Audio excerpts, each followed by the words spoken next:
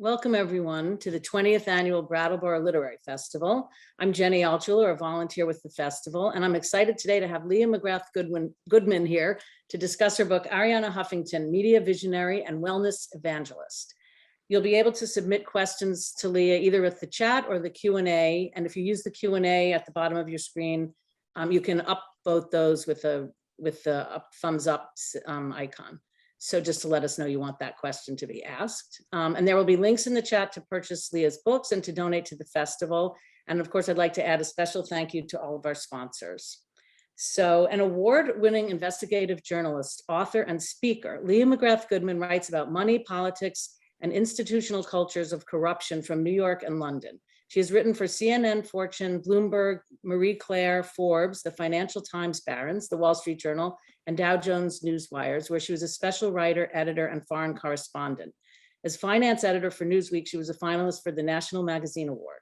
She is an author at HarperCollins, which in 2011 published her book, The Asylum, Inside the Rise and Ruin of the Global Oil Market, nominated for the Financial Times and Goldman Sachs Business Book of the Year Award. And her book, which we'll be discussing today, Ariana Huffington, Media Visionary and Wellness Evangelist, as I said, was published this year. Leah splits her time between her homes in New York City and Vermont. So we are ready to get started. And I want to first ask you just how did you get started on this, and what was your thoughts going into this, as what, who Ariana Huffington was and what it would be to write about her? Well, thanks for that amazing introduction. That was a mouthful, a handful and a mouthful. And thanks to everyone who's on Zoom. We're hoping to, I'm hoping to see the Brattleboro Literary Festival in person next year. Me too.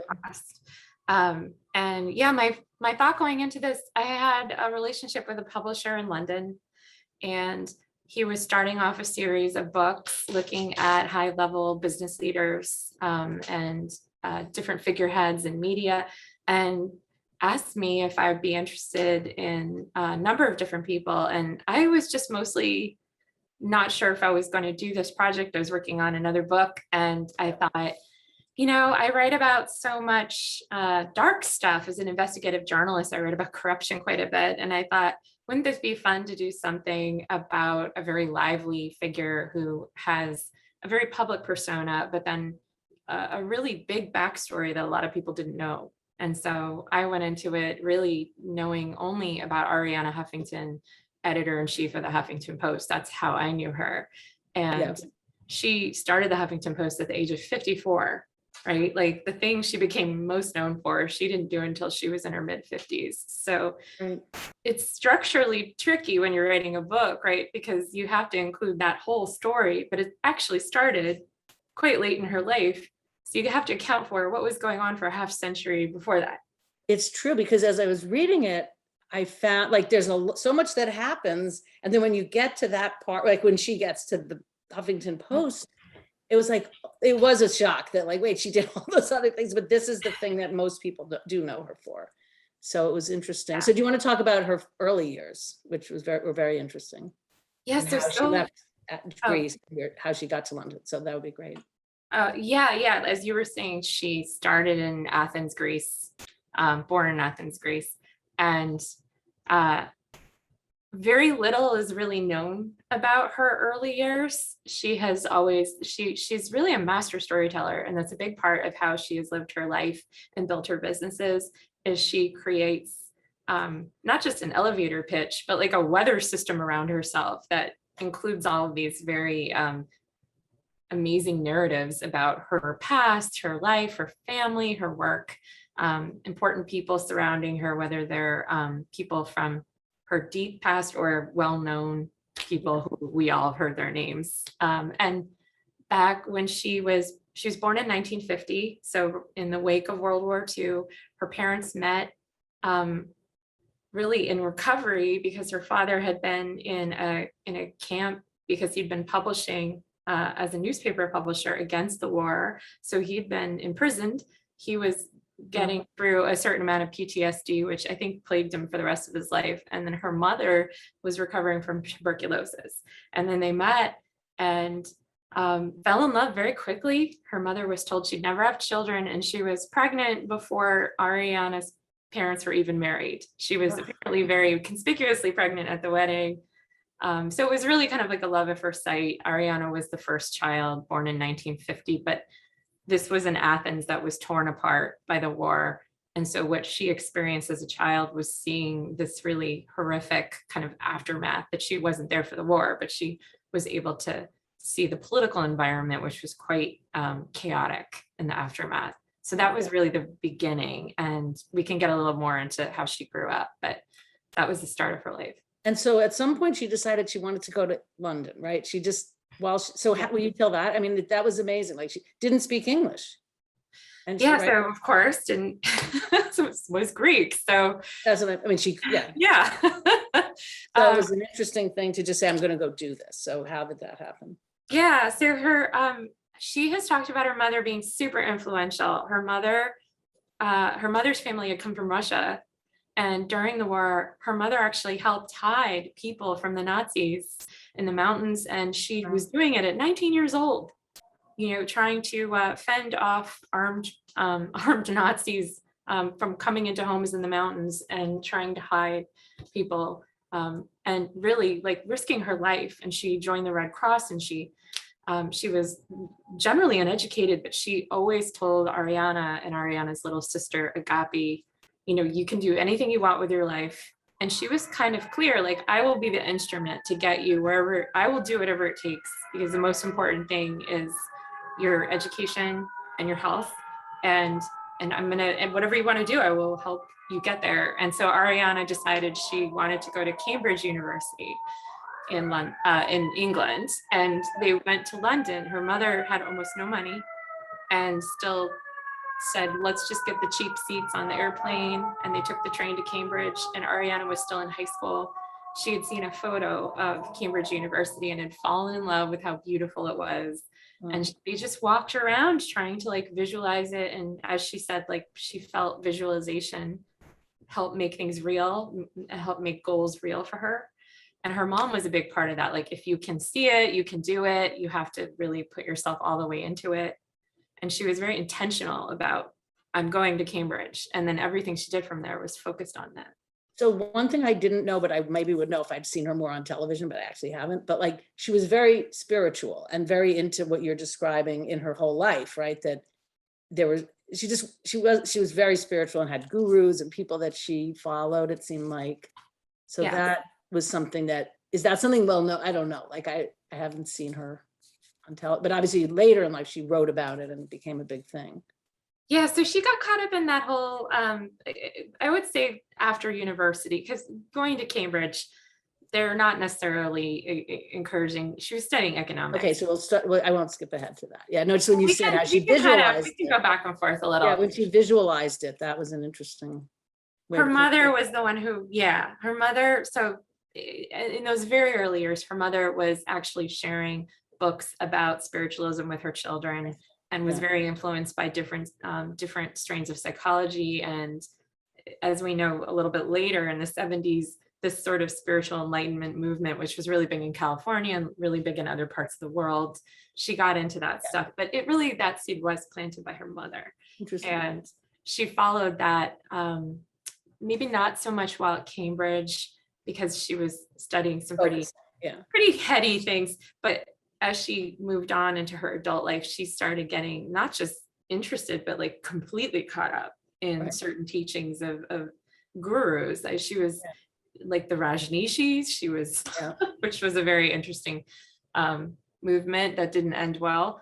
And there were others that just were sort of considered a little strange, but she was interested in it. And she got she almost tried a little bit of everything at that time in her life, her 20s. Yeah. So you had talked about her as an influencer before there was, before we knew that word in Cambridge and what she, so do you want to, I guess, just tell us about like what her life was at Cambridge and what happened there? So it's so interesting because even though I've interviewed Ariana, and, I've had most of this book is not directly from Ariana. She has not authorized a biography. Yeah. She's never written an autobiography and has said she does not plan to. So the most you can do is interview her and then gather as much information, talk to people who know her, which is what I did for this. But she,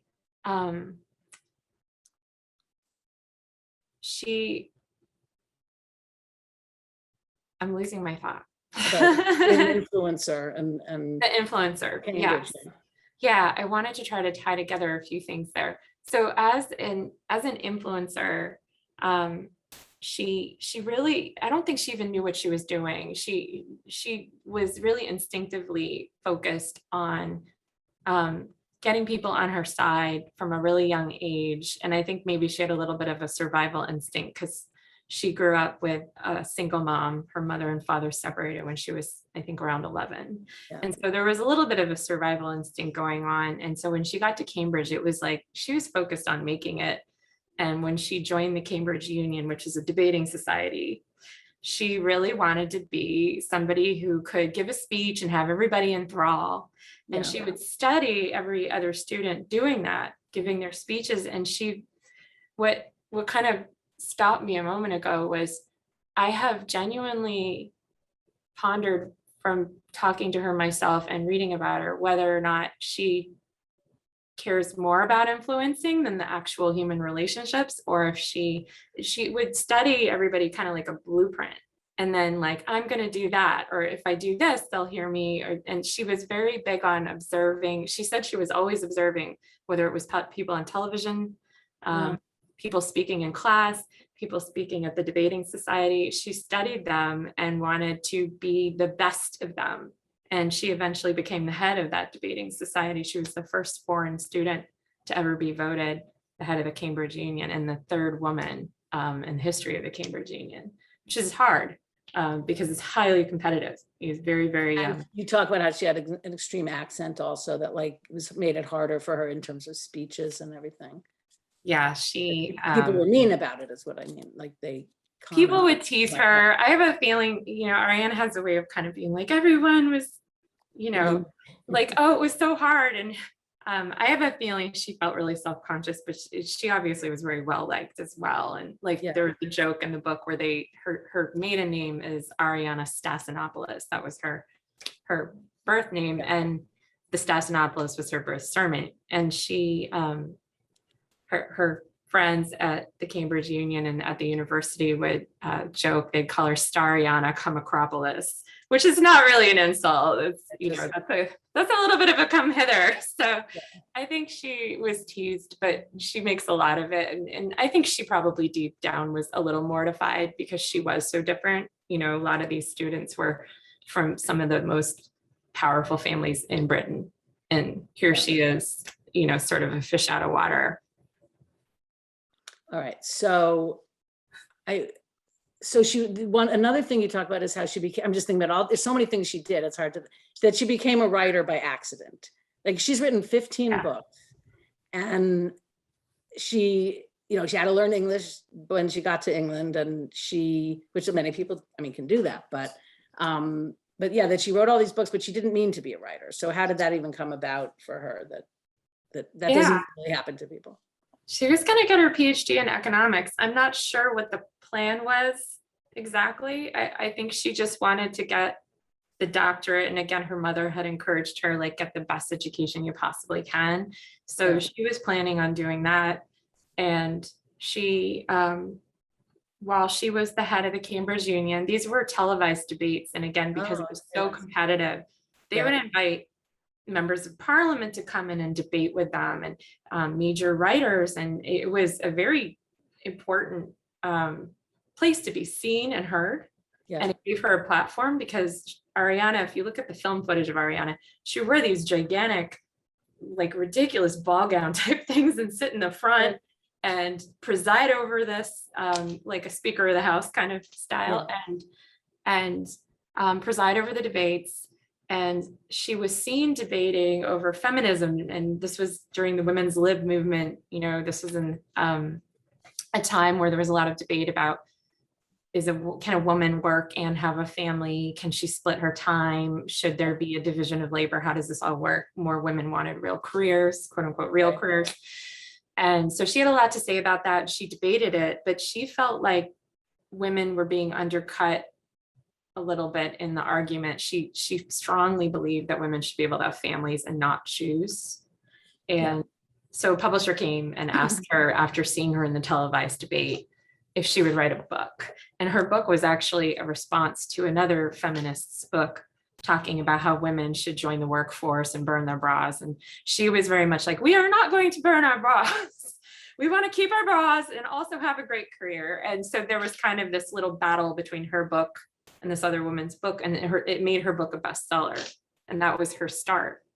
So but that's she didn't want to do it at first. Like the publisher had to like really work on her. she was basically already in a prominent role in that Cambridge debating society that made it, like actually Barack Obama, when he was on the president of the Harvard Law Review, was offered a book contract, I think.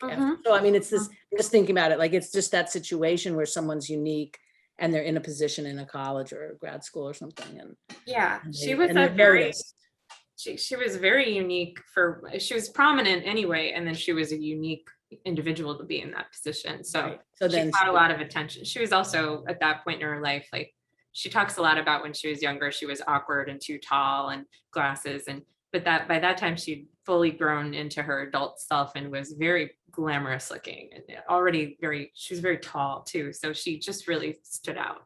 So I just want to go back or stop in the middle and ask here now, how did you do the research for this? Because I know you had interviewed her for an article at some point, right? Not for the book, right? Is that right? Yes. Yeah. I had done a really long interview with her for an article, and I had to go back through all my old notes.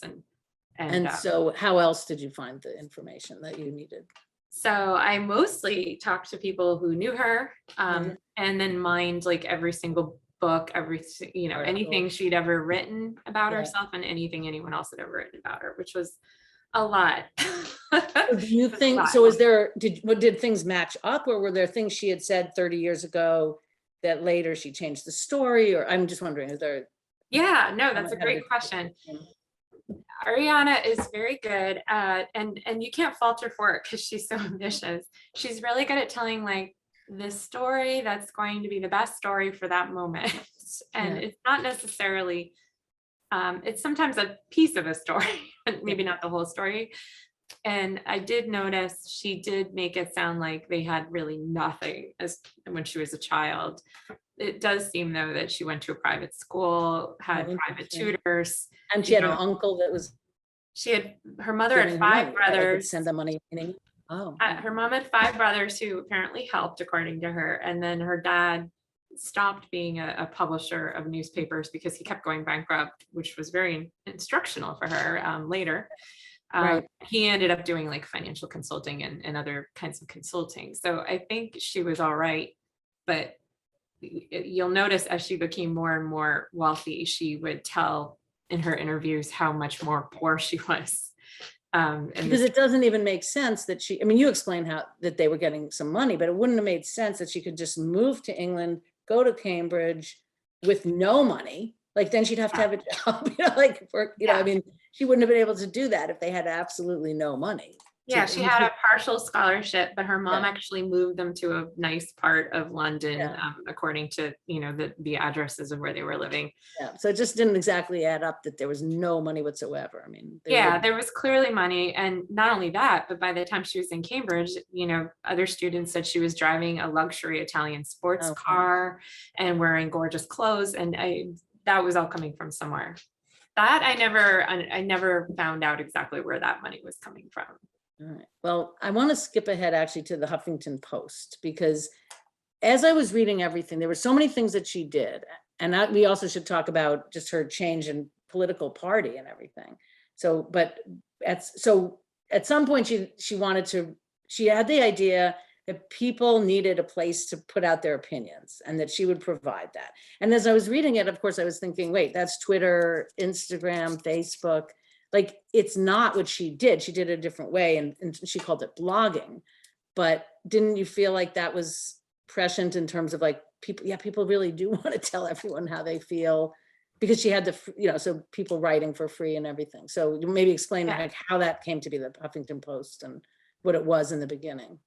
Yeah, she had run for governor of California in 2003, and during her gubernatorial election, this was during the big recall election in California, where Governor Gray Davis was more or less pushed out. Some people will remember that.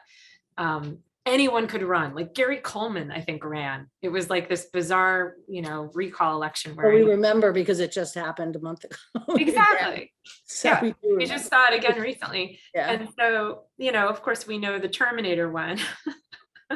Arnold Right. Schwarzenegger went. So, but she learned a lot from that, including how to use the internet to gain influence, because the internet was at that point starting to be used for a lot of things.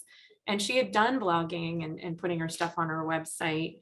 But I think she realized how powerful the internet could be to get her version of her message out, really, really curate how she wanted people to see her. And she started talking to other people who were interested in that, and put together with just like a half dozen people in a loft in Soho in New York, the Huffington Post. It was funded by just a few friends and family. I don't think she even put her money into it. She had other people. You said she didn't. Very smart lady, always had other people put their money in first. She made so much money from it in the end. Yeah. Yeah, But she put any money in. on Wall Street, they say have other people put their money in, and that's how you start a business. Right. So that's what she did. And she hooked up with a man named Kenneth Lehrer, who is a really good PR guy, who knew how to also really was an image guru and had been a journalist himself. And she ran it out of her mansion in California in this loft in Soho. He was in Soho, she was in California, and they would just kind of do this around the clock using the time zones. They were putting blogs up of other famous friends, and then anyone else who, they thought might be interesting.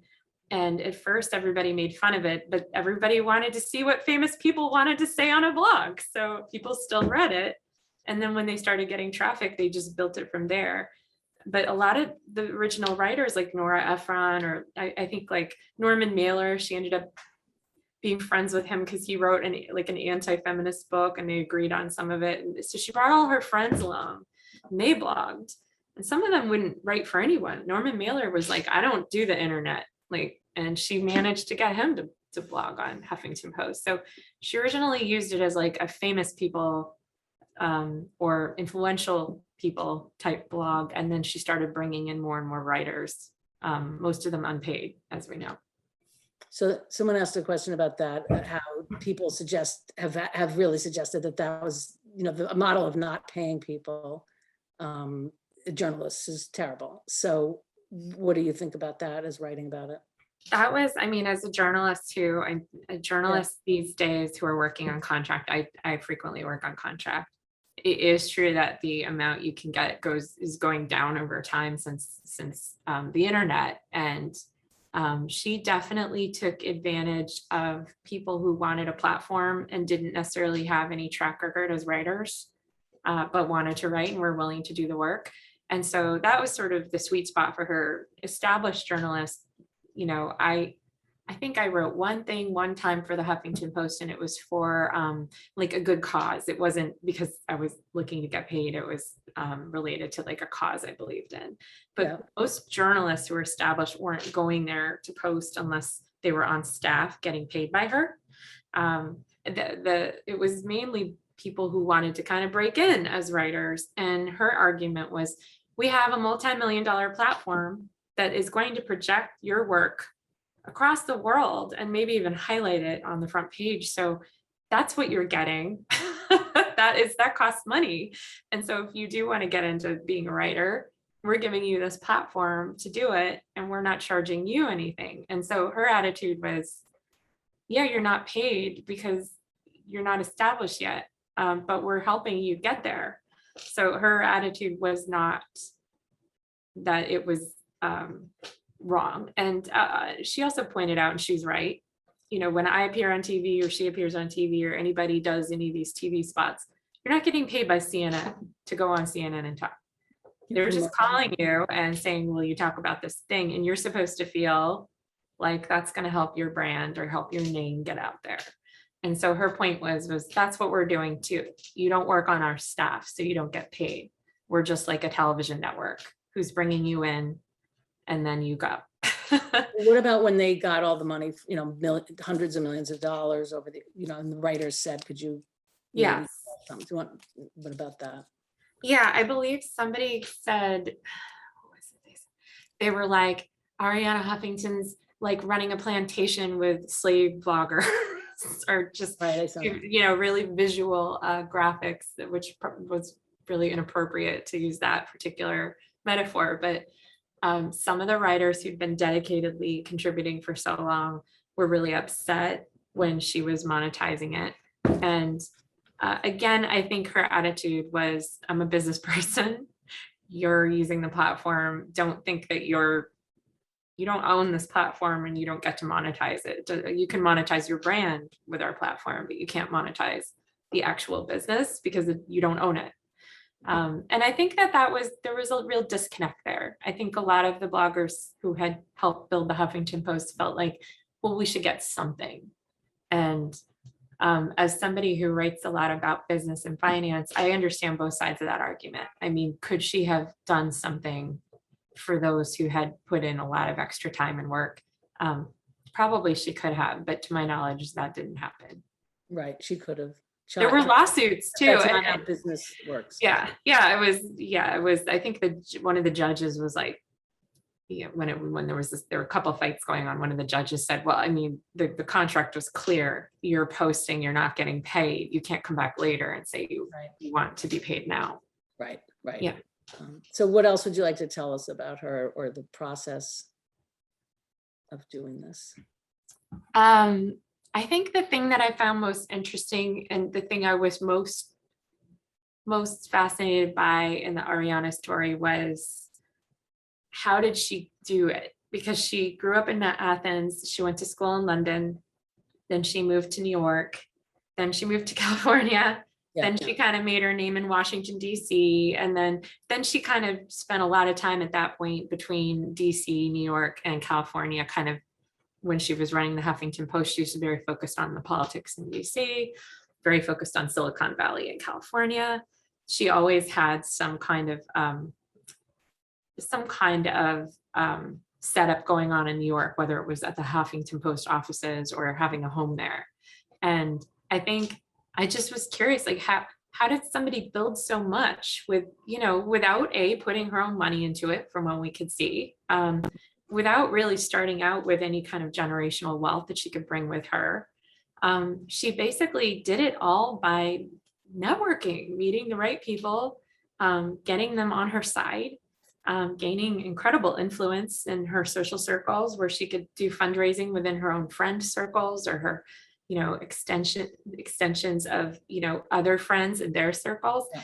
And she was just phenomenally good at tapping into that. And I have to say, anytime I feel a little bit shy in my own success, I'm like, I just need to reread a few paragraphs of this book, because anytime you think maybe you've done everything you can to succeed at something and you're feeling discouraged or a little bit, down, or what else can I do? Or can I keep knocking on doors without feeling like I'm going to humiliate myself? We all have those moments. Ariana just didn't allow that to ever be part of how she would look at a situation. She just didn't give up, didn't want to think about what wouldn't work out. She always would do almost everything with the assumption that it will work out and I'm just going to find a way. Yeah. And the book is like an amazing testament to what you can do with just never denying yourself, even during horrible humiliations. You remember during the gubernatorial election where she was running against Arnold Schwarzenegger, there were all these jokes in the press about it because she had this thick accent and he had a thick accent. They would argue with each other during the debates. And I remember the New York Times did an article called like introducing the Arnold and Ariana show. And they were all kind of poking fun at both of them because they're both famous. And she was going up to register to be in the election in this gubernatorial race. And she and her team timed it so that she would go up the steps of the courthouse to register with the signatures that you needed signatures from the public to register as a candidate. She went up with them on the same day at the same time as Arnold. And everyone knew Arnold would be there. And so there was a gigantic podium set up with microphones, with newspapers from everywhere. And she wanted to be there too. She's like, I'm going to get in there, I'm going to, I'll do it also. And she knew they were all there for Arnold, but she still like jockeyed her way like right up there to the microphones. And then she knocked everything over by accident. Oh my God. And the whole thing came down. And later on, you know, and Arnold gave his speech, and I think she left, but she was in the photos in the paper. And then later on, one of the journalists tracked her down at her home, and she's like sipping lemonade on the patio. And the journalist is like, so what did you think about, you know, how you knocked everything over and humiliated yourself? And she's just, I think everything went really well. I think it went very nicely. That's it. She wasn't going to give them anything. She was not going to acknowledge that she was bothered. Maybe she even dumped it over on purpose and make a splash. I think it went, there's a quote in the book where she's just, I think it went very well. I think it went very nicely. And her staff said that that's like what would happen in the office too. She something horrible would be written about them, or, you know, some very well-known person would trash the Huffington Post. And she would just say, we just have to move forward. We can't look back, keep moving forward. One of her staff was like, we used to get so stressed out, and she'd be like, just let it go.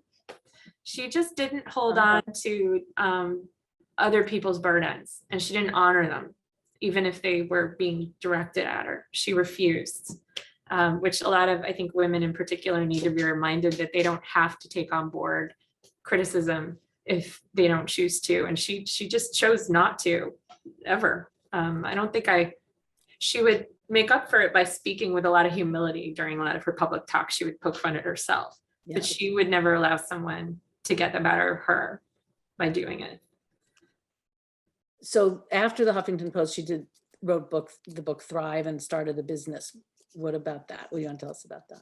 Oh yeah. So she's not at the Huffington Post anymore, as most people, I guess, in media know, but maybe not everybody listening here. And so she left. They eclipsed the New York Times in unique visitors in May of 2011 at the Huffington Post. That was a big deal. They won their first Pulitzer Prize. And I think she just thought, I've done everything I'm going to do here, and the Huffington Post can live on without me. And I think she wanted to hold on to it. But as you and I talked about offline earlier, she wasn't even showing up at the Post anymore. She was flying around giving speeches. She was on television, but she wasn't really at the office anymore. Really, the Huffington Post was running itself, and she was still the editor-in-chief, but I think she was really running it at arm's length at that point. She had her lieutenants. And she was at a conference speaking, and Jack Ma, the founder of Alibaba, I believe it was in 2016, said to her, hey, you know, you do all of these amazing speeches about spirituality and health, because she did a huge thing through the Huffington Post about health and well-being. And he wanted her to speak about that at one of his conferences. And she was very flattered. She thought he wanted her to talk about the media. And he said, no, I want to hear about your spiritual side. And that stress is an epidemic. It's a global epidemic, and we need to talk about it more, and how his employees had stress. And he said, you need to start a new company about health and well-being, and I will invest in it. And she said, she laughed at him and said, no, I'll never leave the Huffington Post. But she said that he planted this seed, and in a short time, she decided to leave the Huffington Post and start this new company called Thrive, which is named after her book called Thrive. And she feels that the best way to address stress in our society now, right, in this overworked, overwhelmed society that we all live in now, is to really look at the science of health and well-being. And she feels that a lot of it ties back into her early spiritualism, like doing meditation, which she has done since she was a child. And a lot of the things her mom loved. So she's decided to make it really geeky. So she's kind of made it this like tech and well-being company using her Silicon Valley investors. And so she's kind of made it into this thing where it's like, well, we're tapping into the best universities and the best science and the best medical information. And she has corporate contracts now. Some of them are really big, multi-million-dollar contracts to work with people's staff to reduce stress. And so that is her focus now through this company, Thrive.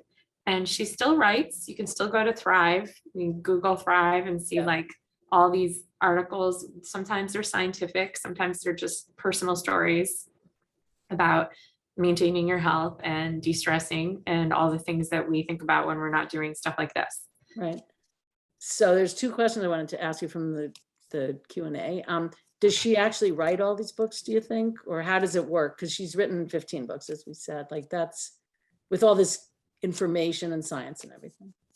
Yeah, so one of the big criticisms of Ariana's books in the past decade or so, but in general, has been that it's a lot of pieces of little, bromides from other people. So she'll quote, the Stoics, or she'll quote, the Dalai Lama, or she'll, but the books sometimes just read like a bunch of quotes of her favorite people that she's reading. And that can feel sometimes a little false, because her voice kind of isn't there for a lot of that. Or she'll be talking about science, or so I do think that as time went on, she probably was getting she's always had people helping her with her books. Like even her earliest books, she would have researchers with her or people helping her write and sort through and organize information. And I remember she had, even when she was in her 20s, when she first moved to New York, she had like a secretary. I remember one of the, I think it was New York Magazine, was like, she even has a male secretary. Like, it's like the total feminist. Like, I'm going to have a secretary and I want it to be a man. But she has definitely had a lot of assistance with different projects. And that has gone all the way back to even some of her earliest projects, to answer your question. And another question, do you know how, if she's read it or how she would feel about it? Oh, the book. This book, sorry, yeah. So I will tell a really interesting story, and I'll kind of end it. If there's no other questions, I'll try to help wind it down. But I will say one of the interesting things about Ariana is I was in touch with their team the whole time I was working on the book, but they were very adamant that she didn't want to do any looking back over her life, because that would be like her life is over. Like, isn't that a sign that you're done? And she doesn't think she's done. She's like 71 and she's still working like crazy. So their attitude was, well, we'll help you with fact checks, but Ariana doesn't want to look back, and maybe she'll never want to look back. And I think a lot of the, it's so funny. I'm thinking about so many different parts of her life and her behavior throughout dealing with talking about her own stories. I think Ariana also wants to be the one to tell her own stories. Right. She feels a really strong sense of ownership over her experience, and frequently the stories will change, or the color will change, or so I think a lot of times it's like, well, if I agree to an authorized biography, then I don't get to have total ownership over my own story anymore. I can understand that. I would, as somebody who's done a lot of writing, I could see why someone might feel that way. I would probably feel that way too. It's really scary to let someone else tell your story. She has so many parts. Perfectly capable of doing it yourself. So many parts to her story too. Yeah, but I will say, no, go. I will say that at the very end of, I hope I've answered the question. At the very end of my work, a journalist has to try to meet with people, even if they're saying, even if their team is saying, oh yeah, they can't or they don't want to. You still have to do your best to actually try to meet with them.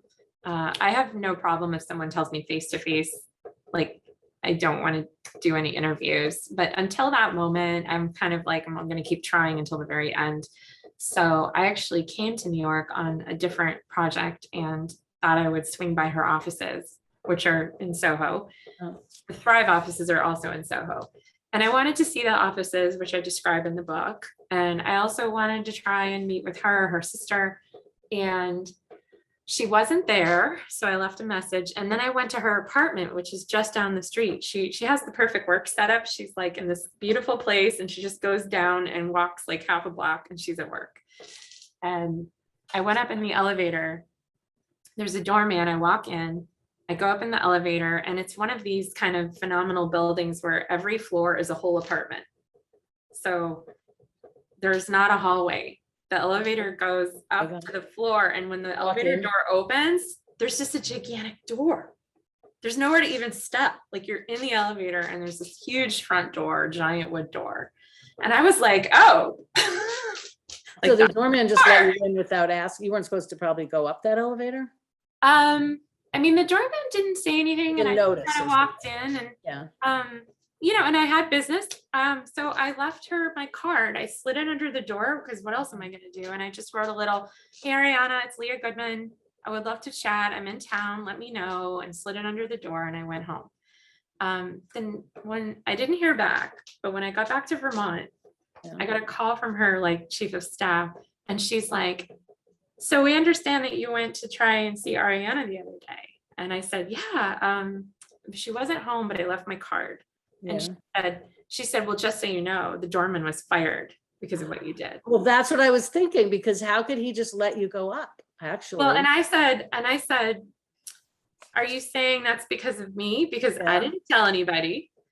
And she's like, and then she got quiet, and I said, "Yeah, it's because of Ariana. She got fired." But it is weird that it doesn't she matter. basically wasn't going to give him a second chance. It was like, one chance, you're out.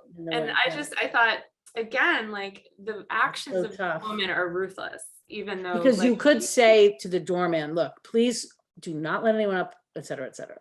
Yeah. But to fire him, I guess he was brand new too. And so she got him fired immediately, no second chances. And I just thought, when this woman said, her chief of staff's like, "You got him fired," I was like, well, I didn't tell him, so I think somebody else got him fired. No, he got told on because the card was there, is how he knew. They knew you. Yeah, but I didn't fire him. Ariana fired him. And I thought to myself, I love the attitude of, you did that. Like, it's like, no, you were perfectly able to give that man another chance, but you decided not to. And you actually didn't say, "Let me up." You just No. I mean, you thought that you could go, because if he had said, "Excuse me, do you have an appointment? I'm going to call her," which is many doormen would do, then you would say, "No, I don't. Could you give this to her?" It just showed me that even though she has this very honey, like sugar and honey kind of way of being externally, I'd heard about the ruthlessness, but I thought, wow, she really is pretty ruthless. Yeah. So, she may be the most ambitious woman I've ever written about. I've met men on Wall Street who are utterly driven and will do anything to succeed, but I would say it's unusual, maybe aside from like Madonna, to see women who will kind of do whatever it takes to succeed. And she really is someone who was not going to be denied. I think anything that happened to her, she's still going to be successful. Well, thank you for sharing all of it, and especially that last story. That's some situation. Yeah, it kind of drove home for me. Yeah. What the kind of person I was dealing with, but it also made me a little scared, to be honest. I thought, well, you know, going back to how she read the book, I hope she's read the book, and I hope she feels like I hope she feels seen. The book kind of gives as close to the full story as we're ever going to get without her being directly involved. So Ariana, if you see this, let's do the authorized one. Right. You're ready with the research. Yeah. Thank you, everybody. Thank you, everybody. We're all set for time. Thank you. Bye, Leah. Thanks, Jenny. Bye. Bye.